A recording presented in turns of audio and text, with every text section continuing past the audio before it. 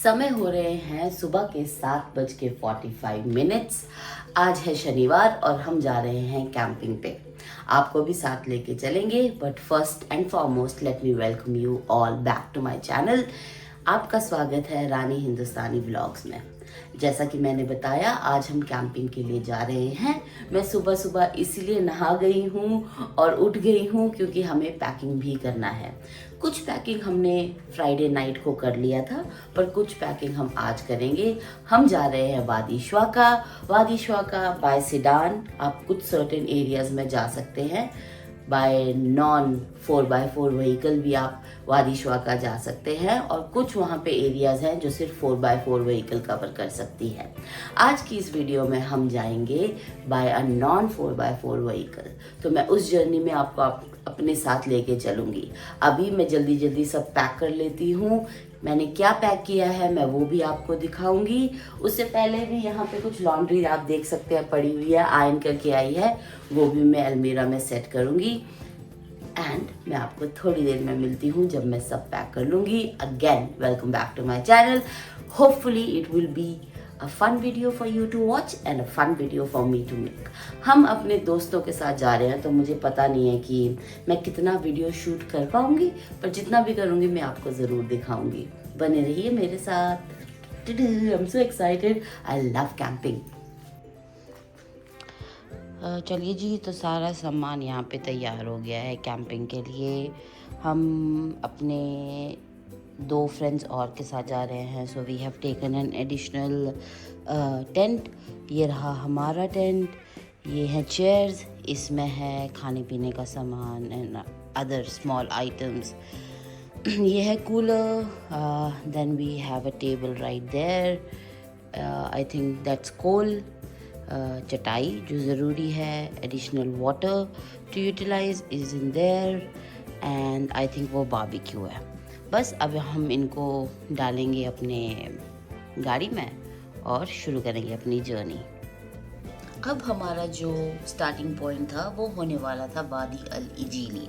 वादी अल इजीली से वादी श्वाका जाने के लिए 20 किलोमीटर्स का ट्रेल है, जो बहुत ही सीरीन है और आपको वहाँ जाने में भी काफ़ी मज़ा आने वाला है। ये रोड लेस ट्रेवल्ड है, एक नॉन 4x4 व्हीकल के लिए एक एप्ट एंट्री पॉइंट है।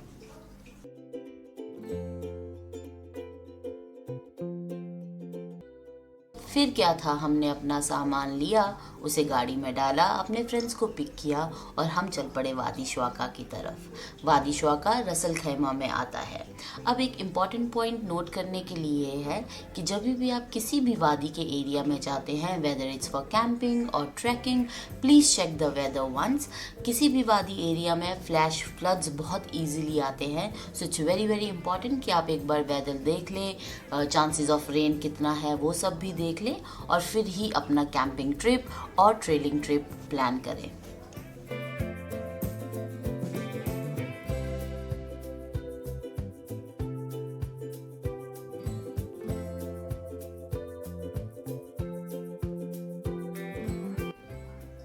ट्रिप पे जाते हुए जो हमने पहला पिट स्टॉप लिया वो था सूक अल जुमा, जहाँ पे आपको कैंपिंग का काफ़ी सामान मिल जाता है।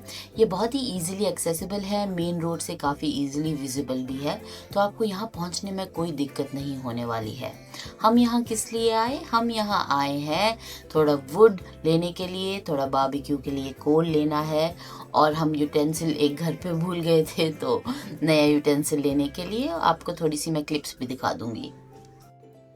चलिए, हम लोग अभी पहुंच गए हैं अल गफा फर्नीचर एंड पिकनिक एक्सेसरीज। यहाँ से हम कुछ सामान उठाएंगे और फिर चलेंगे अपनी डेस्टिनेशन की तरफ। तो देखते ही देखते हम पहुंच गए थे अल गफा एक्सेसरीज़। अल गफा एक्सेसरीज़ में काफ़ी ज़्यादा कैंपिंग का सामान मिलता है, चाहे वो टेंट हो, यूटेंसिल्स हो, चेयर्स हो, डेस्क्स हो, टेबल्स हो, whatever you need you find it here. हमें सिर्फ बहुत छोटे छोटे सामान लेना था, जैसे कि कोल, लकड़ी जो मैंने आपको बता दिया, कुछ यूटेंसिल्स, हमने वो सब पिक किया और हम चल पड़े अपनी कैंपिंग की तरफ।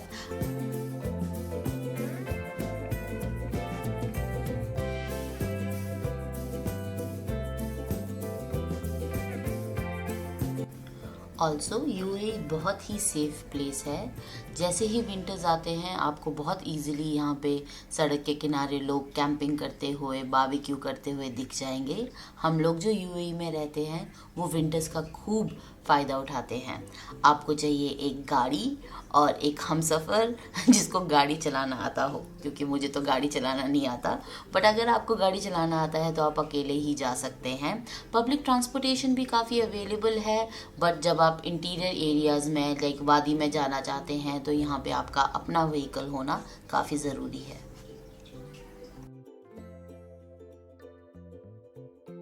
देखते ही देखते हमने मेन रोड से राइट टर्न भी ले लिया और जैसे जैसे हम नज़दीक आ रहे थे अपने डेस्टिनेशन के, वैसे वैसे मुझे बहुत खुशी हो रही थी।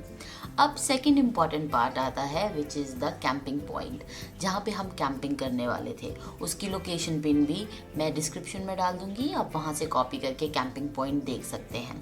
क्योंकि हमने डायरेक्ट कैंपिंग पॉइंट डाल दिया, उसकी वजह से थोड़ा बहुत गड़बड़ी हो गई। हमें जो टर्न नहीं लेना था हमने वो ले लिया वादी में एंट्री करते हुए, जिसे आप थोड़ी देर आगे जाके देखेंगे। बट फिलहाल के लिए आप ये सुंदर नज़ारा मेरे साथ प्लीज़ एंजॉय करें।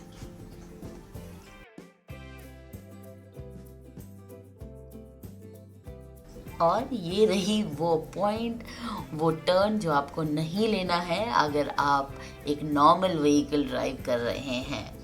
हमें थोड़ा आगे जाके ये समझ आई कि this is not the road that we are looking for.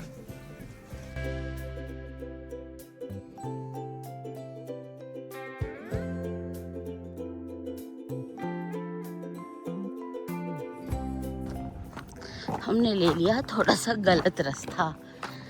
Our vehicle is not off road but this is an off road entry. So हम यहाँ से जा रहे हैं वापस और वादी में हम किसी दूसरी साइड से एंटर होने की कोशिश करेंगे। But FYI it's a very beautiful place. किसी दिन यहाँ पे ट्रैकिंग करने भी आना पड़ेगा मुझे लगता है। Anyway, I wanted to get out and then just enjoy it. So yeah, that's what I'm doing. Very pretty.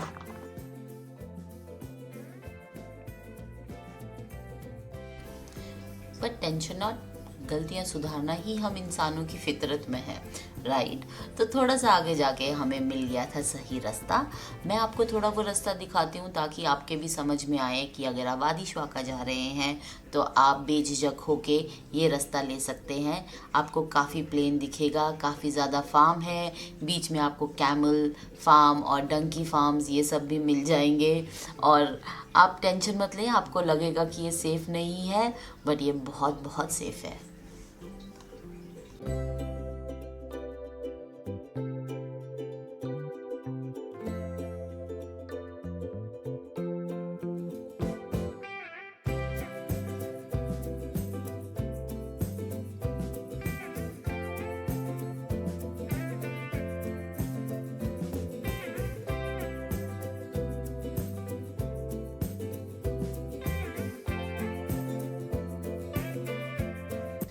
अब वो ऑफ रोडिंग की क्या जिसमें गाड़ी में झटके ना लगे।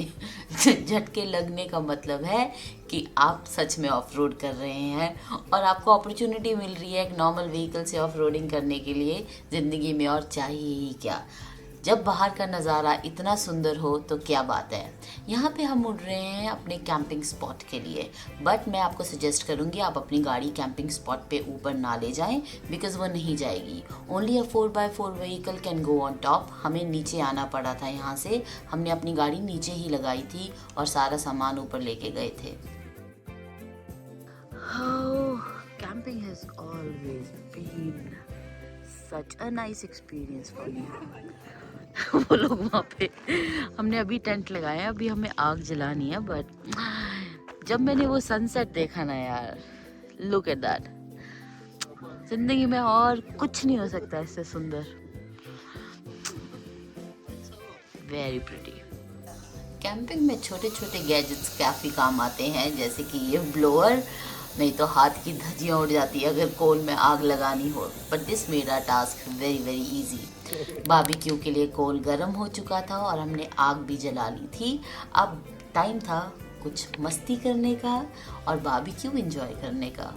One more thing, you are not allowed to bonfire on the ground. आपको ग्राउंड से ऊपर ही हमेशा आग लगानी है और उसका मज़ा लेना है. सो मार्केट में ये बहुत ही कम दाम पे आपको ये इक्विपमेंट्स मिल जाएंगे जहाँ पे आपको ग्राउंड पे आग नहीं लगाना पड़ेगा, but you can still enjoy bone fire in UAE. Okay,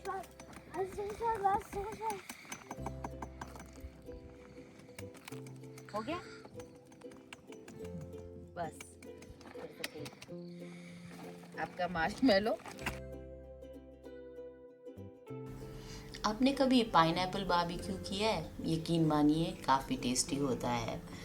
अब मैंने इतना खाया था और मुझे इतनी भूख लगी थी कि मैं कुछ वीडियो बीच में बनाना भूल गई क्योंकि मेरा पूरा ध्यान खाने की तरफ था. But still here are some glimpses of what we had, and I think the only glimpses of what I had was this pineapple. But we enjoyed a lot, we talked a lot. हम I think रात के 12-1 बजे तक बात करते रहे और उसके बाद ध्यान में आया कि चलो सोते हैं क्योंकि सुबह उठना भी तो है. और कुछ इस तरह की थी हमारी सुबह. Beautiful, quite, coined and peaceful.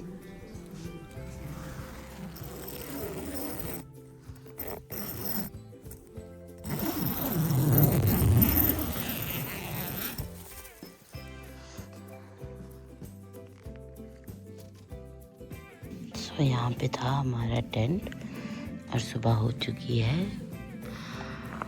नींद ज़्यादा तो नहीं आई है because camping is not meant to be comfortable, but जितनी भी आई उतनी अच्छी आई थी.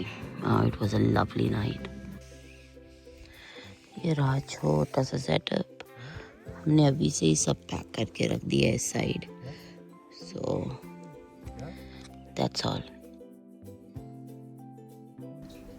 और सब कुछ नीटली एंड क्लीन करके वो एरिया पूरा जैसा था वैसा रख के हम वापस चल चुके थे अपने घर की तरफ. आप कैंपिंग पे आते हैं but please be a responsible camper.